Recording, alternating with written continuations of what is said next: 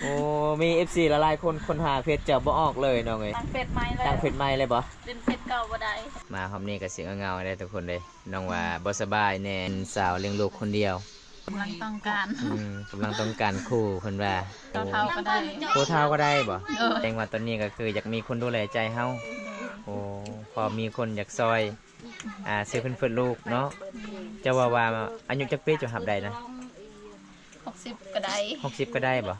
โอ้ใครอยู่นำกันเข้าใจกันเนาะบ่ว่าจะเป็นผู้บ่าวลาวเผ่าไทยเอาได้เบิดเนาะ ได้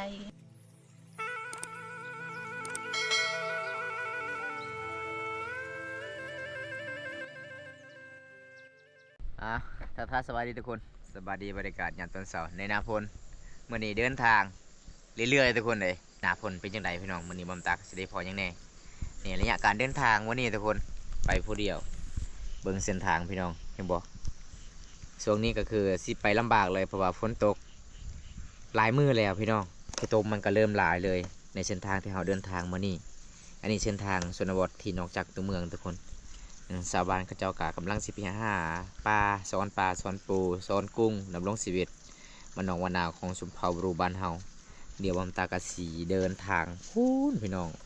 ออกจากเส้นทางนี่แล้วก็สู่บุงนาเกงลีนเลยทุกคนเลยไปเบิ้งเขาเจ้าหาอยู่หากินทางนั้นพี่น้องเขาเจ้าได้ปลาลายในนาพลทุกคนตัวป่ะตัวเนี้ยเนี่ยราในลูทั้ง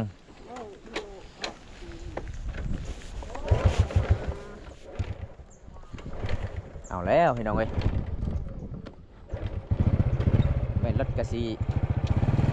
ตายเลยวะนี่ล่ะทุกคนชีวิตยูทูบเบอร์พี่น้องคำบุรีออกจากบ้านกับบ่มีคลิปเดี๋ยวทุกคนต้องคอยไปคอยมาเป็นเวลาพี่น้องเอ้ยถ้าได้เห็นยังบอมตาก็จะได้ถ่ายถ้าบ่เห็นกับบอมตากะสิบ่ได้คลิปมื้อนี้ทุกคนให้ FC ได้รับชมน้ำกันสภาพเส้นทางนอกจากตัวเมืองหมู่บ้านนอกจากตัวเมืองก็คือเป็นนี่แหละทุกคนเลย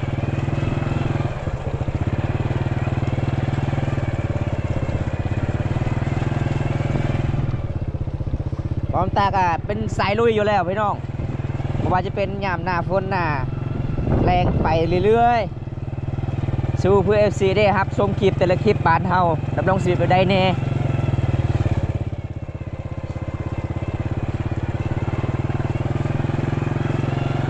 ยอดเลยถ้าผู้ได้บ่สิ้นไปกับเส้นทางแบบนี้ก็ไปบ่รอดเลยทุกคน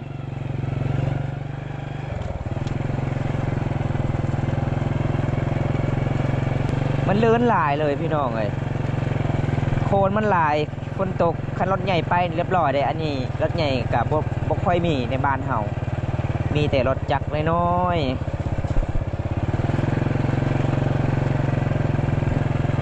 ๆลุยเต็มทีตากแดดตากฝนขันบุรีลุยกับบุมิคลิปให้ FC ได้รับชม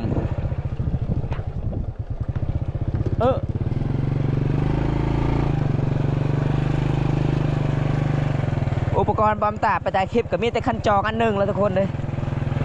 คือแต่คันจองนี่แหละ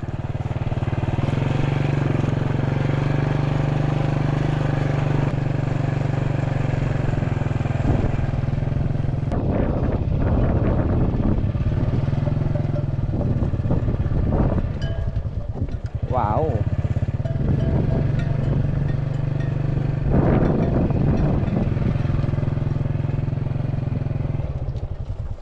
บอมต้าว่าสิเดินทางบ้านตะเลงบ้านสลุจะเดินทางบ่ได้น้ำมันใหญ่ทุกคนเลยขามน้ำบ่ได้ขามบัวสลายบ่ได้พี่น้อง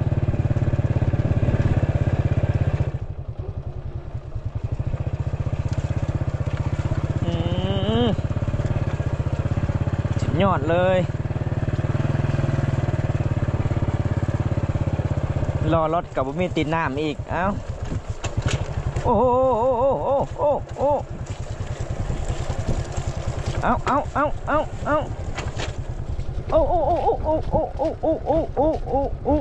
เอาแล้วโอ้พี่น้องเอ้ยโอ้ย เกือบบรอดระหว่างการเดินทางมื้อนี้ก็ได้เห็นผู้บ่าวน้อยเพิ่นก็กำลังสิไปเอาป่าเด้สิเบ็ดเอาป่าดำรงชีวิตปลาทุกคนเลยประมาณ5 คนมื้อนี้ก็เจ้ามาเด้โอ้ได้ปลาหลายแท้พี่น้องเบิ่งนี่เต็มในถุงยางเลย ตะไบเหรอก็เหรอตะไบเหรอเอ้าจวดอากาเลยบรรยากาศในนาพลทุกคนเลยไปดูลงสวิตเดินเอาคันเบ็ดใหม่ไล่ใหม่บงพี่น้องเห็นบ่พอได้เคยหาอยู่หากินกะแบบนี้ก็คือคอมเมนต์มาได้เลยทุกคนเลยอันนี้คือบ้านเฮาอย่างลงสวิตแบบเดิมเลยพี่น้อง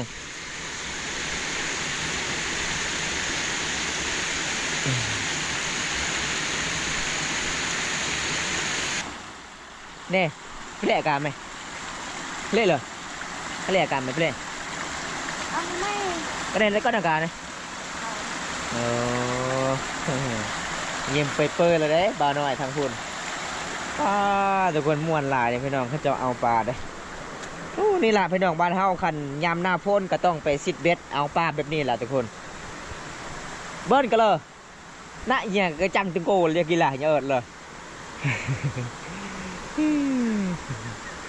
อันนี้น้ำเป็นห่วยน้อยๆทุกคนแล้วก็ลงไปสู่เซละนองทุกคนปากขัวเนี่ยพี่น้องอันนี้คือเป็นขัวเด้อพี่น้องขัวจมเด้อขัวจมเขาเดินทางเข้าสู่เมืองน้องแล้วก็ขึ้นไปทางพี่ก็จะเป็นเกงลีนพี่น้องโอ้ปลาปืนข้างอากาศไหมเหรอ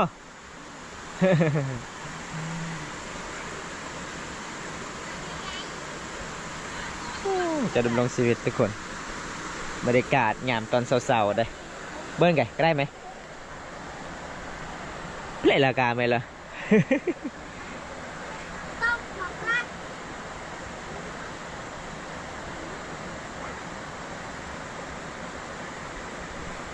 อ๋อแล้วอากาศกลับตะกลาไม่ได้อดจีเดอร์ก็เด้ออากาศย้อนจ้าได้ตะกลาบนตะเดอร์ก็ได้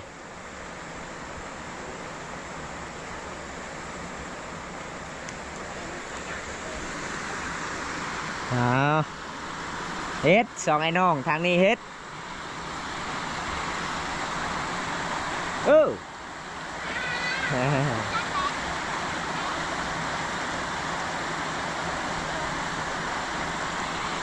งก็จะดำรงชีวิตแบบนี้หาอยู่หากินกับกินหอดตังน้อยๆทุกคนบ้องตาเตะน้อยๆกันแบบนี้คือการหลับเป็นน้องดำรงชีวิตบ้านเฮาอันนี้เป็นห้วยเปรียงทุกคนบ้องตากับสเปภาษาลาวบูกับภาษาบางกองเอิญห้วยเปรียงทางนี้ก็เขาไปเมืองนองทางนี้เขาไปเกงลีนไปเขื่อนเซละนอง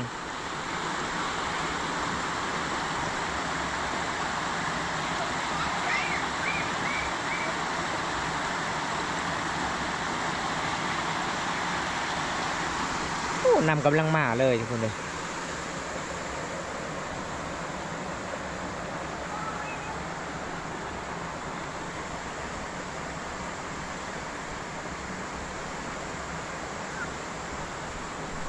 เอาทุกคน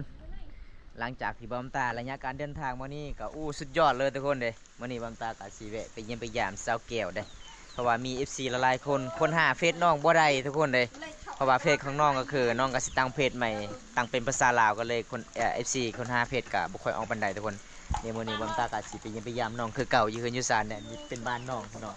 พันนานาพ่นในเฮือนน้องนี่อยู่บ่ได้ทุกคนเนี่ยมันเปียกเพราะว่าเขาเจ้ามุ่งด้วยไม้กระแตะไม้ทางพี่น้องเขาเจ้ามุ่งแบบเฮือนน้องกับบ่มีสังกะสีน้องก็เป็นสาวแม่ห้างอีกทุกคนเลยกลัวปะพี่น้องก็เลยชุนซานน้องหลายมื้อนี้บอมตากะไปเยี่ยมไปยามน้องคือเก่าเวลาไปเยี่ยมไปยามก็คนลำบากเลยเส้นทางทุกคนนี่หน้าฝนเขาก็เดินทางมาสิ่งอย่างเนี่ยไปทุกคน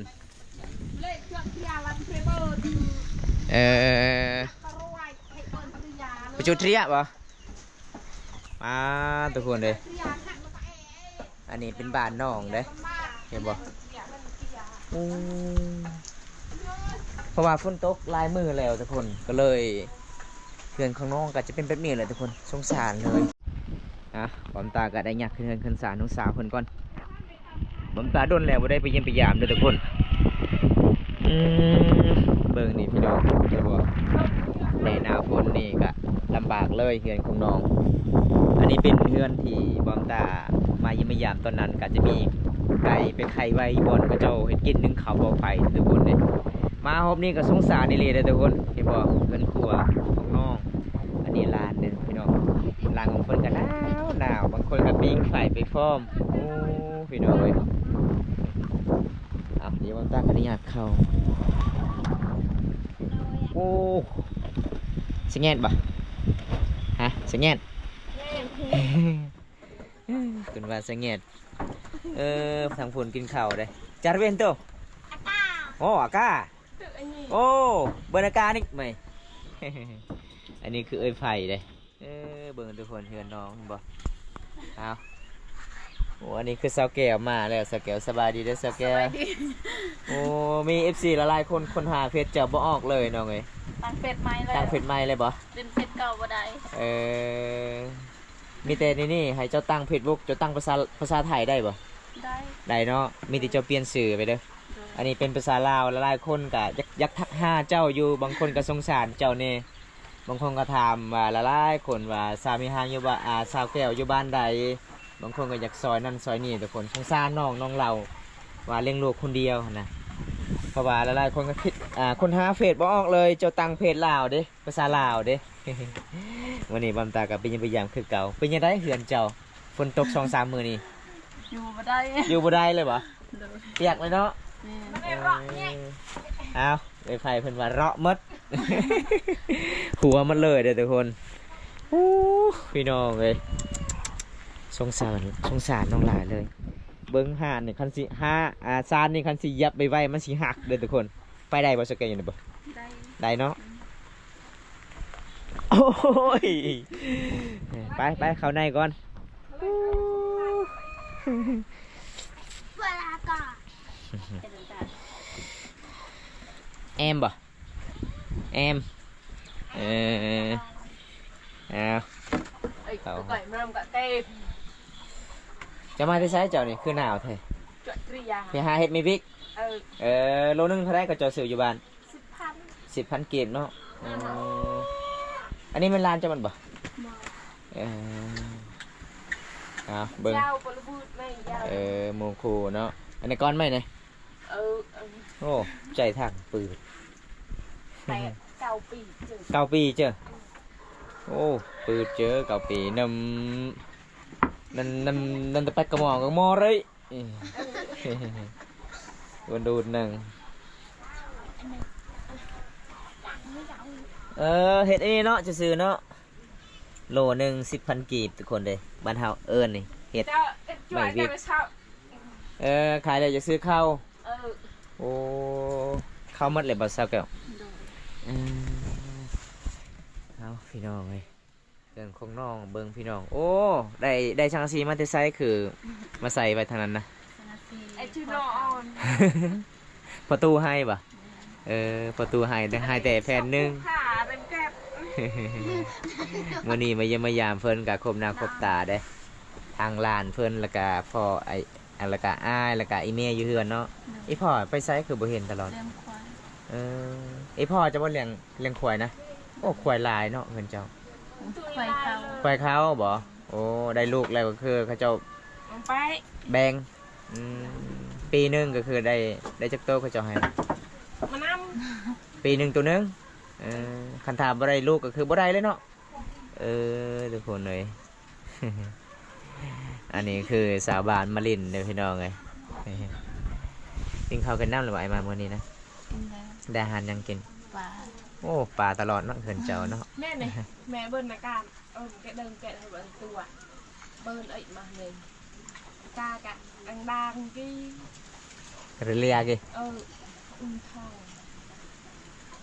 เห็นหน้าก็จ่าก็เรียกี่กะปะได้กะเจอก็มาจ่าเดินปะได้เลี้ยวเหรอมาเมื่อนี้ทุกคนเลยมาเยี่ยมมายามบ้านตาว่าสิไปเก่งลีนแต่โอ้ยฝนตกห้ามไปบ่ได้ก็เลยแวะมาเยี่ยมมายามน้องก่อนทุกคนเลย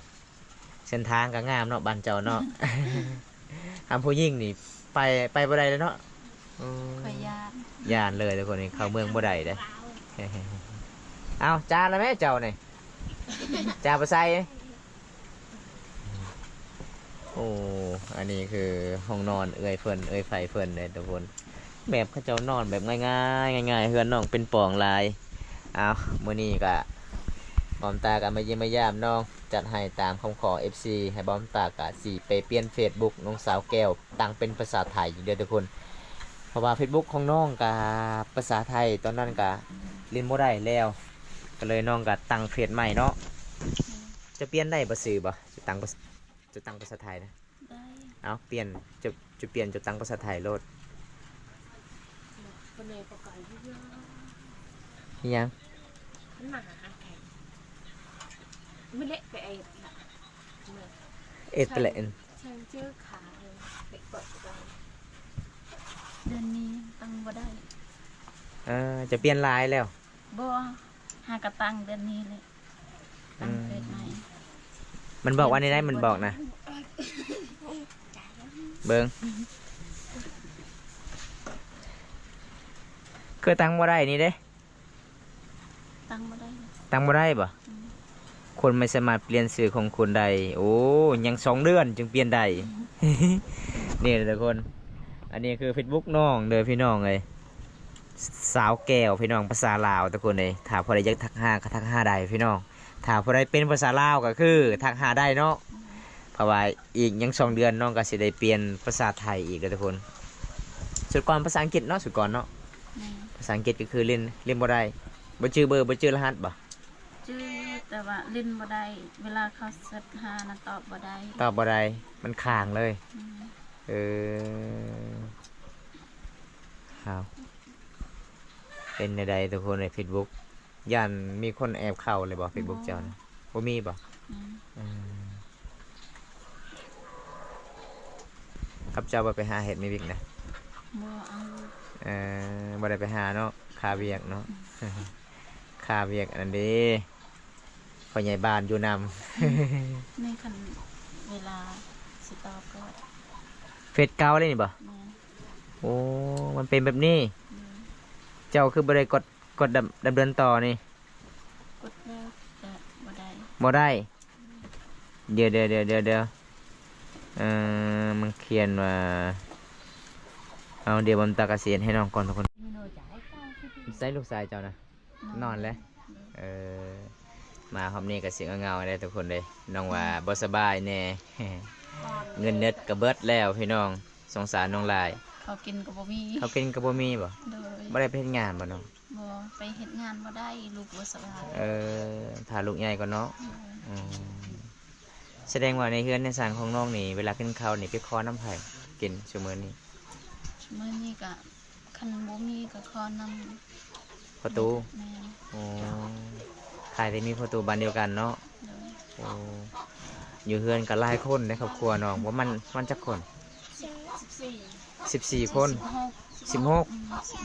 โอ้16 คนเลยทุกคนเลย อันนี้ก็คือเอ้ยไฟเพื่อน2 คน อันนี้เอ้ยไฟมาจากบ้านได้นะ มันคุณต้อง งามเนาะ ผู้สาวงามเลยอันนี้เด้มาจากบ้านได้นี่ บ้านนาลาว บ้านอาเล่าอาเล่ากุนกีพุ่นอาเล่าใหญ่ปะอาเล่ากุนกีอาเล่ากุนกีโอ้ไกลเติบเลยพี่น้องบอมตาก็เคยเดินทางทางอาเล่ากุนกีไปอัปเดตสาวยังแน่ทางนั้นบอมตาก็ลืมแล้วโดนแต่บ่ได้ไปทุกคนน้องก็มีเอื้อยไผ่2 คนรวมทั้งหมด16 คนนะเพื่อนเจ้าเนาะบ่มีข้าวกินทุกคนเลยโอ้เฮือนสารบ้านซองก็สิอยู่สังกะสีสิมุงหลังคากับบ่มีพี่น้องบ่มีเงินบ่มีคำเนาะหาเงินหาคำบ่เป็นทุกคนน้องก็เป็นสาวหลักของครอบครัวอีกแล้วก็เป็นสาวเลี้ยงลูกคนเดียวผู้ใดจะดีก็มาเลี้ยงซอยน้องนี่เด้อพี่น้องเอ้ย กำลังต้องการ กำลังต้องการคู่เพิ่นว่า จั่วเอานะจั่วไอ เอาไฟจะวันนี้ได้ จั่วเอาเป็นเท่า แล้ววันนี้ได้เสาแก้ว เอายังเขินอีกนะคอยจะเว้าเสียงดังบ่ได้เจ็บปากพอได้ยินไฟจะว่าหาให้ผู้บ่าวนี่เด้ออืมตอนนี้เพิ่นว่าน้อง น้องสาวเพิ่นต้องการลูกต้องการผู้บ่าวมาเลี้ยงซอยลูกเนาะ โดย โอ้ ผู้เฒ่าๆก็ได้ ผู้เฒ่าก็ได้บ่ โดย จะว่าหยังเมื่อกี้นะเพิ่นเพิ่นลูกก็บ่มี โดย โอ้คนฮักก็บ่มีเนาะแสดงว่าตอนนี้ก็คืออยากมีคนดูแลใจเฮาโอ้พอมีคนอยากซอยซื้อเพิ่นลูกเนาะจะว่าอายุจักปีจะหับได้นะ 60ก็ได้ 60ก็ได้บ่ โดย โอ้รวยจนบ่สำคัญบ่เกี่ยวเนาะ โดย แค่จริงใจก็พอโอ้แค่อยู่นำกันเข้าใจกันเนาะก็บางคนก็ถามใครว่า เวลาบอมตาถ่ายคลิปนี่บอมตาสร้างคอนเทนต์เอาเบาเลยบ่เรื่องจริง เป็นเรื่องจริงเนาะน้องเนาะ แม่น ถ้าเฮาทึกใจเฮาก็เป็นแฟนกันได้เนาะถ้าบ่ทึกใจเฮาก็เป็นพี่น้องกันนะทุกคนตอนนี้น้องสาวเพิ่นก็ต้องการคู่เด้อพี่น้องเอ้ย60ก็ได้พี่น้องบ่ว่าจะเป็นผู้บ่าวลาวเผ่าไทยเอาได้เบิดเนาะ ได้ อ๋อเอาพี่น้องเพิ่นว่ารวยบ่สำคัญบ่เกี่ยวเรื่องรวย จนกะถ้าฮักได้ก็ฮักได้ทุกคนเลยสำคัญที่สุดก็คืออยู่ที่ใจพี่น้อง ผู้พาปัวใน แสดงว่าคันสมมุติว่ามีผู้บ่าวอยากมักฮักเจ้านี่เจ้าสิเอาขะดองเท่าใดแท้ ยังบ่ฮู้ ยังบ่ฮู้บ่ โดย ต้องถามมีพ่อแม่ก่อน โดย คันถามมีคนฮักตอนนี้ก็คืออย่าลืมเลยอย่าไปปะไอ้พ่อแม่อีกได้ โดย คือสุดก่อนฮักผิดพลาดเลยเด้ เจ้าเห็นผู้บ่าวเจ้าฮักแท้ฮักไอรีรอทุกคนเลยมีหยังก็สปอร์ตสุดท้ายก็คือฮักคนผิดชีวิตเปลี่ยนเลยเนาะเลยอยู่คนเดียวพี่น้องมื้อนี้บอมตากะมาเยี่ยมมายามน้องก็บ่มีหยังหลายทุกคนบอมตากะสีซอยน้องแล้วเล็กน้อยล่ะพี่น้องเลยพอให้น้องซื้อสบู่ซักเสื้อผ้าลูกชายเพิ่นพี่น้องน้องก็ขาดอิหยังแพนเพิร์ดเนาะ ขาดเพิ่นเพิ่น ขาดแพนเพิร์ดอ้าวให้เจ้า50,000กีบเด้อน้องเด้อ ได้ สงสารน้องลาเลยพี่น้องเลยเกมวิถีชีวิตน้องเราก็สงสารแหงเลยหลังจากที่น้องเลิกกับแฟนกับบริยูนำแฟนกับตัวเอกไปเห็นงานเนาะ โดย สุดท้ายกับบริกลับมาบ้านทุกคนน้องก็เลยเมื่อคืนนี้พอไอเมย์ไปเกิดลูกอยู่นี่เนาะมาคลอดลูกอยู่นี่เนาะ แม่น อ๋อเอาจังใดไอ้ายเขากลับกันเด้อน้องเด้อเพราะว่าไอ้ายกับสียันเนี่ยเส้นทางหมู่บ้านเจ้าในหน้าพ้นพี่น้องคือโตวมันหลายเลยพี่น้อง นะ ถ้าผู้ใดอยากทักหาน้องก็สามารถทักหาได้เลยพี่น้องเดี๋ยวบอมตากาสีส่งเฟซบุ๊กให้น้องก็เป็นคนเลี้ยงลูกคนเดียวพี่น้องก็ต้องการคนมาเลี้ยงซอยเอาคลิปหน้าพบกันไหมพบกับคำว่าสบายดีด้วยน้องบ๊ายบาย